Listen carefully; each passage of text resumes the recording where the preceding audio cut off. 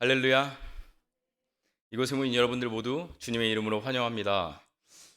여러분, 유대인들의 신앙에서 가장 중요한 게 무엇이냐면 유일신론이라는 신앙입니다. 쉽게 말하면 여호와 하나님은 오직 한 분이시다, 하나님만이 유일한 신이시다 라는 고백입니다. 이걸 잘 알 수 있는 것은 이스라엘에서 지금까지 내려오는 기도문이 있습니다.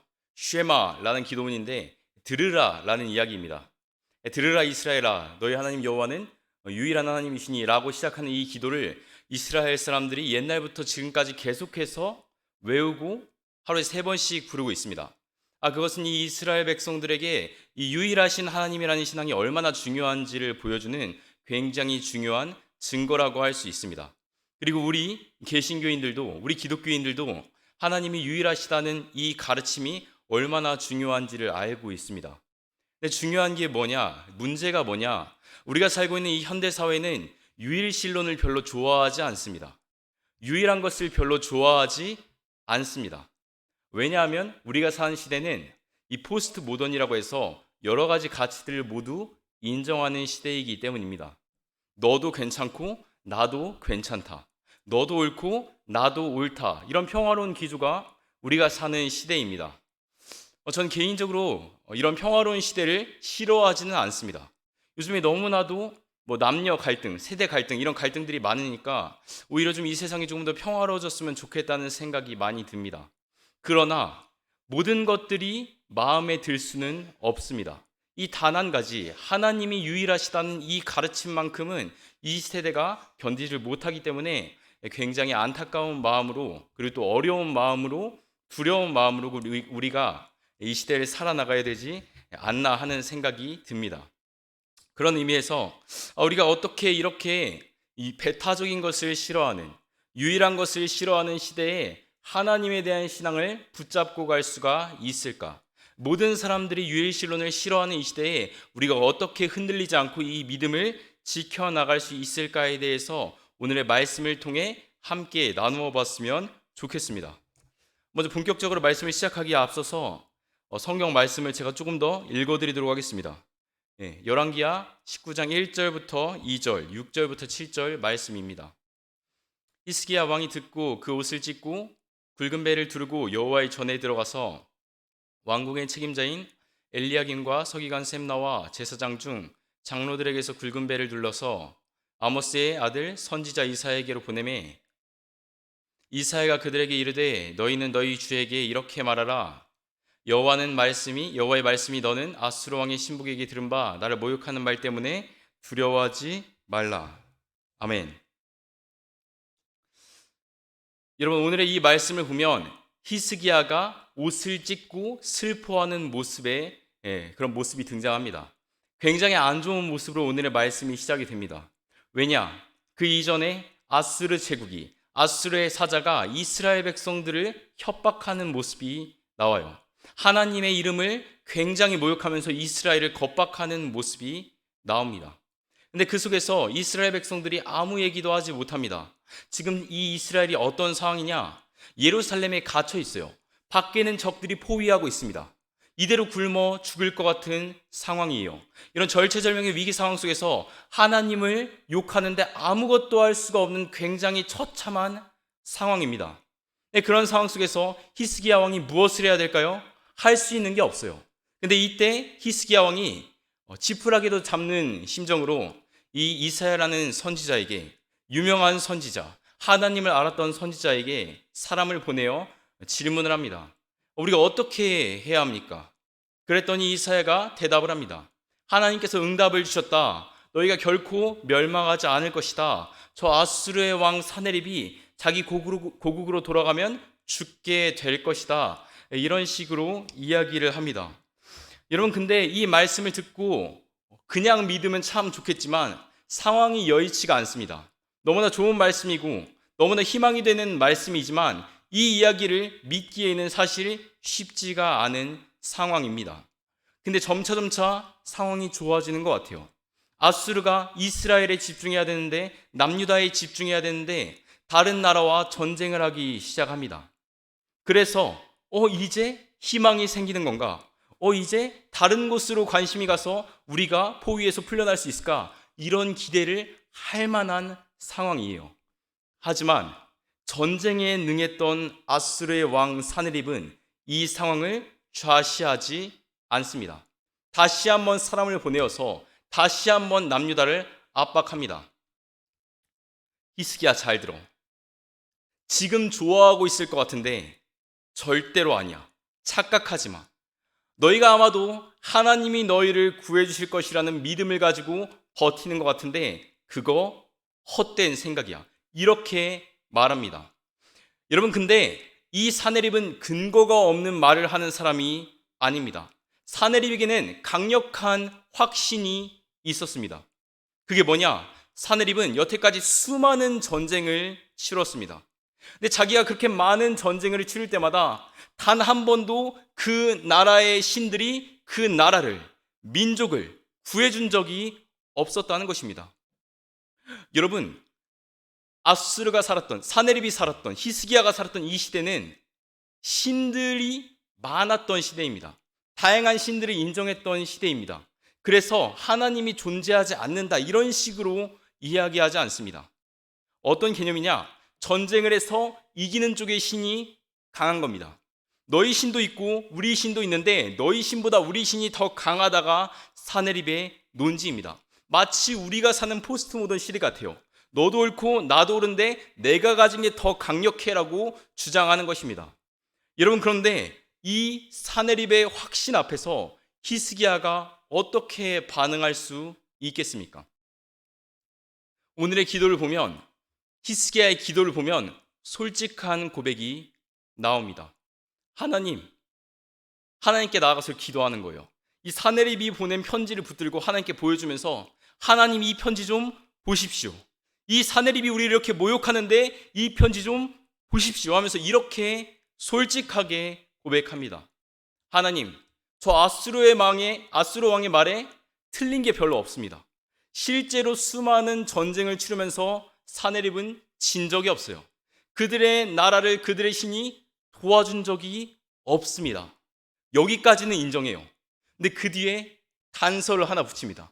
이게 오늘 말씀에서 가장 중요한 단서입니다. 그런데 하나님, 그 신들은 가짜 신들입니다. 그 신들은 인간의 손으로 만든 신들입니다. 그 신들은 죽어있는 신들입니다. 그러나 주님, 당신은 살아계신 하나님이십니다. 당신은 홀로 유일하신 하나님이십니다. 그러니 이제 당신의 이름을 위하여 일하여 주시옵소서. 그때 만국의 사람들이 당신이 유일하신 하나님, 살아계신 하나님이라는 것을 깨닫게 될 것입니다. 여러분, 이 믿음의 고백이 우리의 마음을 울리지 않습니까? 그리고 놀랍게도 이 믿음의 고백대로 응답이 됩니다. 하나님께 고백했던 그대로 진짜 사네립이 고국에 돌아갔을 때 18만 5천 명의 병사들을 하나님께서 물리치십니다. 천사를 보내서 물리치십니다. 그리고 그 사네립이 아들들에 의해서 살해를 당하게 합니다. 근데 굉장히 놀라운 게 뭐냐면, 이따가 말씀 한번 읽어드리겠지만 이 사네립이 어디에서 죽냐면 자신의 신에게 경배하는 자리에서 죽습니다. 여러분, 놀라운 말씀이에요. 사네립은요, 자신의 신을 믿으면서 여호와를 모욕했습니다. 근데 오늘 말씀의 결말이 어떻게 됩니까? 자신이 믿는 신의 신전에서 죽임을 당하게 됩니다. 아들의 손에 의해서 처참하게 죽게 돼요. 여러분, 전 이것을 보면서 우리 하나님이 살아계신 분이시구나 라는 사실을 깨닫게 되었습니다. 그리고 이 말씀이 오늘날 현대를 살아가는 우리들에게 굉장히 위로가 되는 말씀이라는 생각이 들었습니다. 왜냐하면 오늘의 말씀의 상황과 우리가 사는 시대가 굉장히 비슷하기 때문입니다. 여러분이 오늘의 말씀의 시대는 어떤 시대입니까? 포스트 모던과 굉장히 비슷합니다. 네가 믿는 신도 있고 내가 믿는 신도 있다고 인정하는 시대입니다. 근데 그 안에 이 교묘한 교만함이 있습니다.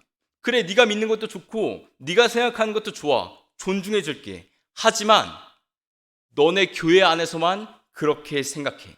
하지만 너희 사적인 영역에서만 그렇게 생각해. 세상을 봐. 내가 믿고 있는 가치관을 봐. 과학의 힘을 봐. 기술의 힘을 봐. 돈의 힘을 봐. 얼마나 대단해. 세상을 변화시키는 건 하나님이 아니야 라고 모든 세상이 우리에게 계속해서 외치고 있습니다. 여러분, 요즘 교회 다닌다는 얘기를 하는 게 얼마나 어렵습니까? 얼마나 부끄럽습니까? 그런데 이런 상황을 살아가는 게 우리만이 아닙니다. 히스기야도 똑같은 상황을 경험합니다. 하나님을 의지하지 마. 소용없어. 수많은 나라들이 다 멸망했어. 지금 성 밖에 병사들이 포위하고 있는 상황입니다. 그런데 마치 이런 비슷한 세상이 우리를 미워하는 것 같고 질타하는 것 같고 교회 밖의 사람들의 시선이 우리를 포위하고 있는 것 같은 이런 시대 속에서 우리가 어떻게 소망을 가질 수 있습니까? 우리보다 먼저 앞서 믿음의 길을 걸어갔던 히스기야가 경험했던 역사를 통해 우리는 확신을 가질 수가 있습니다. 위로를 받을 수가 있습니다. 다시 한번 하나님이 유일하다는 것을 믿을 수가 있습니다. 하나님이 살아계신 분이시라는 것을 믿을 수가 있습니다. 왜요? 성경의 말씀이 진리이고 역사적 사실을 기록했기 때문입니다. 여러분, 그리고 오늘 우리가 이 믿음을 가지고 다시 한번 다양한 가치관들이 인정되는 이 시대 속에서 하나님만이 유일하시다고 믿음에 나아갈 수 있는 저와 여러분들이 될 수 있기를 간절히 소망합니다. 여러분, 그런데 우리가 하나님이 유일하시다는 것을 믿어야 한다는 사실을 모르는 사람은 없습니다. 그렇다면 그렇게 해야 된다는 것은 알겠는데 어떻게 하면 그런 믿음을 가질 수 있느냐라는 질문을 던질 수가 있을 것입니다.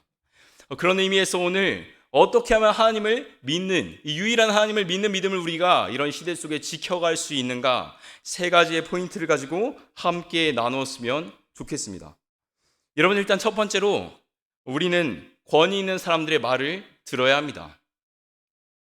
여러분, 오늘 말씀을 보면 히스기야의 행동이 굉장히 인상적입니다. 히스기야는 위기의 상황 속에서 기도를 하고 이사야를 찾습니다. 누구를 찾는다고요? 이사야를 찾습니다. 여러분, 히스기야는 알았던 것입니다. 자기가 이스라엘의 왕이지만, 가장 권력이 있는 사람이지만 자기 생각에 하나님이랑 제일 가까운 사람은 아니었던 것 같습니다. 여러분, 이사야가 어떤 사람입니까? 대선지서를 썼던 위대한 선지자입니다. 아직까지도 굉장히 유명한 선지자 중에 하나입니다. 예수님의 메시아에 대한 예언을 굉장히 많이 썼던 사람입니다. 그리고 이 수많은 왕들을 경험하면서 하나님의 놀라운 역사를 두 눈 똑똑히 생생하게 대면하며 경험했던 사람입니다. 여러분, 물론 선지자들은 하나님을 직접 대면하고 하나님의 뜻을 듣지만 이사야처럼 독특하고 생생한 경험을 했던 선지자들은 그렇게 많지 않습니다. 그런 점에서 이 히스기야는 이사야에게 물어야 하나님의 뜻을 깨달을 수 있다는 것을 알았던 것입니다. 자기가 흔들리는 순간에, 연약한 순간에 자신만의 힘을 의지하는 것이 아니라, 혼자서 하나님 앞에만 나아가는 것이 아니라 믿음의 동역자를 붙드는 것입니다. 근데 중요한 것은 권위가 있는 사람의 말을 들을 필요가 있다는 것입니다. 내가 연약할 때, 나 혼자 이 믿음의 상황을 감내하기 쉽지가 않을 때 주변에 있는 권위 있는 사람들의 말을 들어야 한다는 것입니다. 사실 개신교는 영어로 프로테스탄트라고 합니다. 저항을 한다는 뜻입니다. 그리고 우리가 믿고 있는 이 장로교의 신학을 개혁신학, 리폼드라고 합니다. 근데 이 프로테스탄트와 리폼드는 권위랑은 사실은 거리가 조금 먼 단어들입니다. 왜냐하면 우리가 교황의 권위와 싸우면서 등장을 했던 어떤 그런 교파이기 때문입니다. 하지만 그럼에도 불구하고 이 교회 안에는 분명한 권위가 있습니다.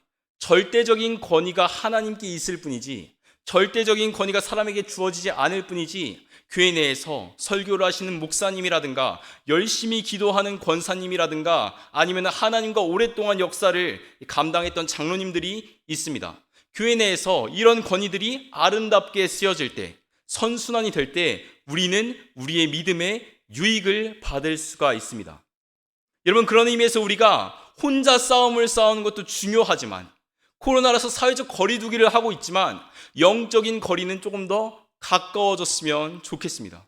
우리의 믿음을 지키기 힘든 이 시간 속에서 서로에게 묻고 대답을 들으면서 우리가 하나님에 대한 이 유일한 믿음을 지키게 되었으면 좋겠습니다. 두 번째로 저는 우리가 직접 하나님께 기도해야 된다고 말씀을 드리고 싶습니다. 제가 말씀 한번 읽어보도록 하겠습니다. 25절, 28절 말씀입니다. 내가 듣지 못하였느냐? 이 일은 내가 태초부터 행하였고 옛날부터 정한 바라. 이제 내가 이루어 너를 견고한 성들을 멸하여 무너진 돌무더기가 되게 함이니라. 내가 내게 향한 분노와 내 교만한 말이 내 귀에 들렸도다. 그러므로 내가 갈고리를 내 코에 꿰고 재갈을 내 입에 물려 너를 오던 길로 끌어 돌이키라 하였나이다. 아멘.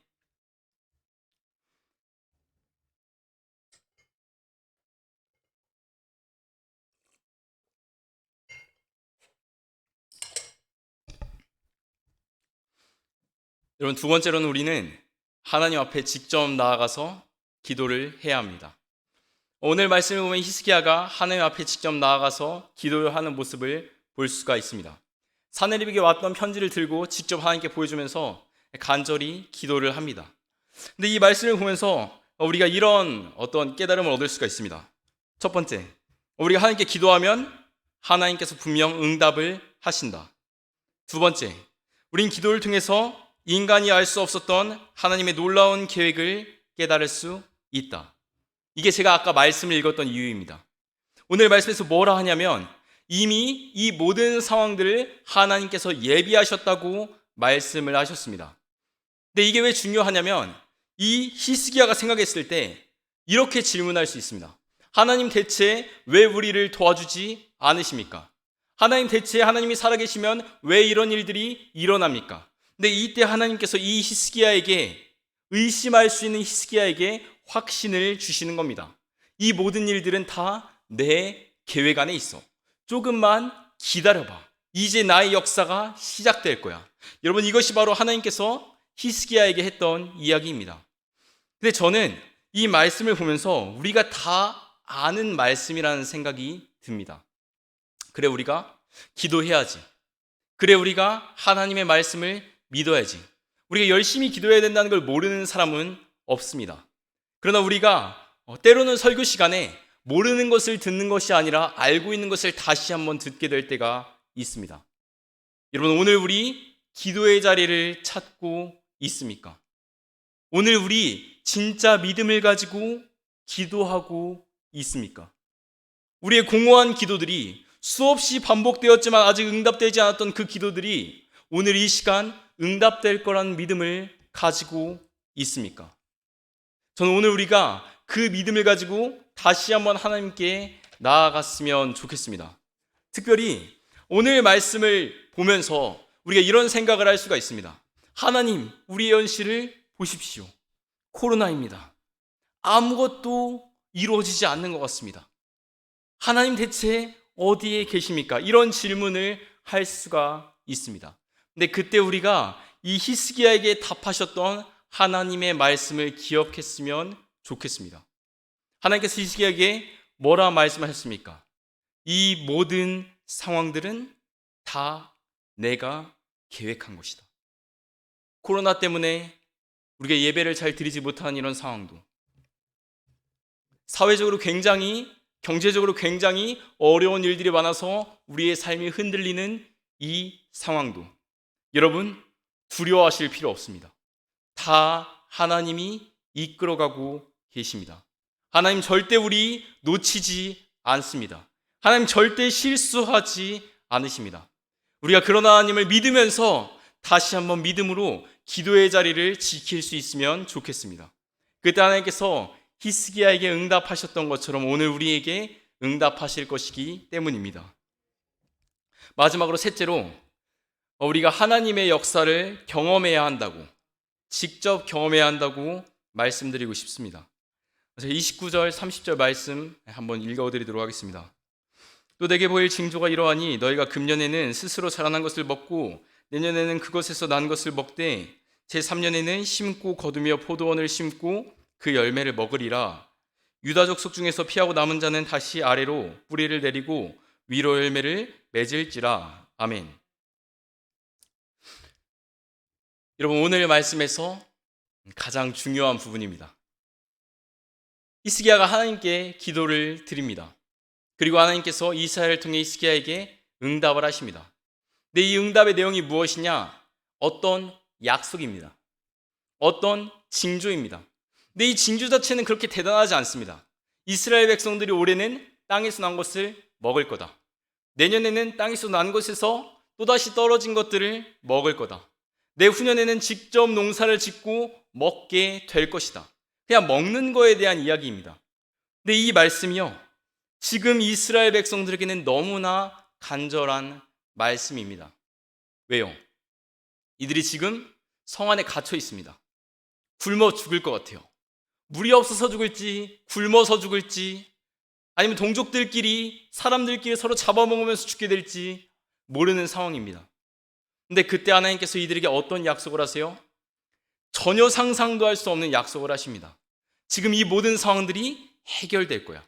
너희를 둘러싸고 있는 저 병사들이 아무것도 아니게 될 거야.